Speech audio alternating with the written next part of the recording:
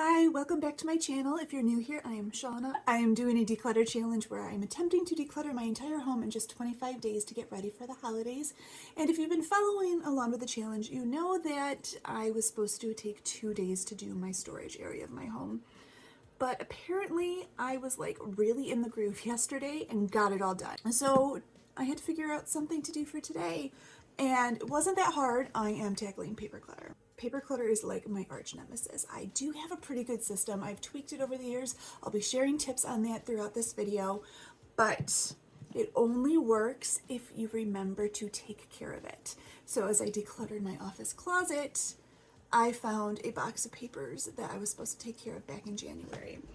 These are all of my 2023 papers. So I'm going to go through this today. So in January 2025, I'm not doing 2023 and 2024.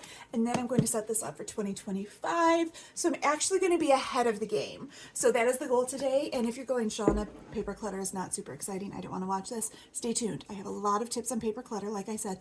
I will be sharing some fun facts about myself to help us get to know each other better. So let me know a fun fact about you, or if there's anything about me that you're like, hey, I'm the same way, or I like that too. So let me know in the comments a fun fact about you. But enough talk, let's tackle some papers. Any schedules that we have, like sports or school calendars, things like that, go on this bulletin board. It keeps our fridge clear. Then I have this hanging file box thing that any papers the kids bring home they might want to keep after this year go in there. This box holds like coupons or magazines we might need later. This one has hanging files for like deposited checks we might need to hang on to, college papers, tax papers that come in through the year, school papers for my youngest like syllabi, things like that. And then the 2024 bin is any bills we've paid, anything from like the auto mechanic, things we might need long-term. And then long-term storage is in my file cabinets in my office.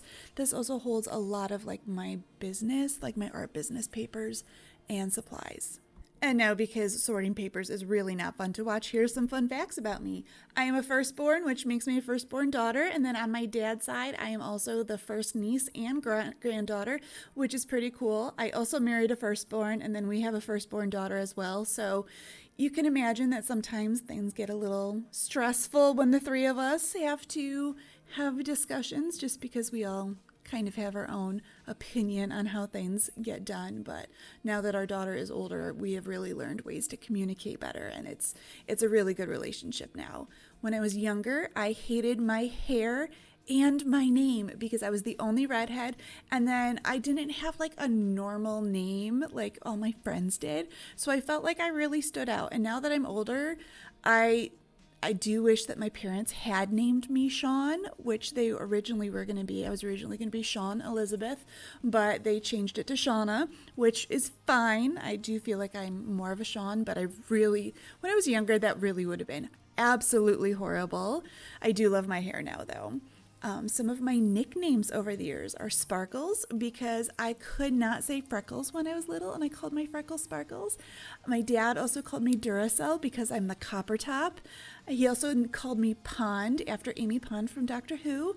I was also called Scientific Progress after a Calvin and Hobbes book, because one time I passed out because I was so sick, and I went boink, so Scientific Progress goes boink. My nickname also in school was Spike because my last name was Pike, so my mom would always put S Pike on all my things, so everybody called me Spike. And then in college, one of my first days of class for one of my art classes, I had a Fraggle Rock bag, and I took that, and everybody called me Fraggle Rock Girl. I was diagnosed with ADHD in my 30s, and all of a sudden I'm like, wait, really? But it all clicked and made sense. I also have PTSD. I was diagnosed when I was pregnant with my daughter. The hormones made it really bad, so I was in therapy for quite a while, and that made a huge difference. I still struggle every day with both, obviously, but I do the best I can, and my husband is so supportive and just wonderful. My favorite book in the entire world is The Giver by Lois Lowry. I actually have an autographed copy that we found for 50 cents at a thrift store. I am a plant mom. I started collecting plants in 2020 during, the world shutting down. I now have about 50 of them, and they all have names. All of our pets unintentionally all have M names. Our first cat was named Mohinder. We called him Mo. He was named after a character in the show Heroes. Our dog, his name is Mason. He came with that name. And then my current cat, his name is Mozzie, after our favorite character in the TV show White Collar. I met my husband the first day of classes, our freshman year of college.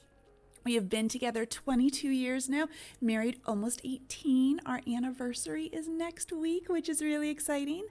I love being a mom. It is full of surprises, like my daughter goes to school for sport things, and then my son was just involved in like musical things, and I would have thought that would have been backwards, but it's all cool. They keep me on my toes. I love them. I was more scared to turn 30 than I was to turn 40, which is a little unusual. And then last fun fact is I am deathly allergic to rabbits, like so much so that I should be allergic to cats and dogs, but thankfully I'm not. I'm also actually allergic to ferrets, but only close enough if they're close enough to touch, I react to them, but if they're far away, I'm totally okay with that. While those allergies aren't so bad in the grand scheme of things, when I used to work in an animal hospital, that made life very interesting. Like, they would put me in the very back of the animal hospital, put the whole thing on lockdown because my allergies are so bad. So that always made life interesting at work. That actually went a lot smoother and faster than I expected it to, which is nice. Not a lot that I'm keeping. I think that's one advantage to like going through everything so late, is that I don't have to keep quite as much. But things that I'm keeping are like our tax papers. I have some art business papers in there, and then some papers for our vehicles that are really important. So I need to make sure I keep those. But a lot of the other things, I don't need to hang on to them, which is fabulous. It means less filing. I hate filing. I want to know in the comments, is there a task that like needs to be done around your home on a somewhat regular basis that you absolutely hate and like will put off, and then like it just backs up? And filing papers is definitely my thing. That might be why I subconsciously forgot that about doing the 2023 box. I don't know. We'll say that it was just I was busy having a senior in high school last year, and not that I was putting it off because I hate doing the job. So let me know your least favorite task around the home in the comments. And I think tomorrow I will be tackling arts and craft supplies. We'll see how that goes. I hate partying with them. It's the artist in me. It's the artist in me. But honestly, we don't need much with just one kid at home. So I think I'm going to let more go. We'll see how that goes. But thanks for tuning in. I'll see you next time.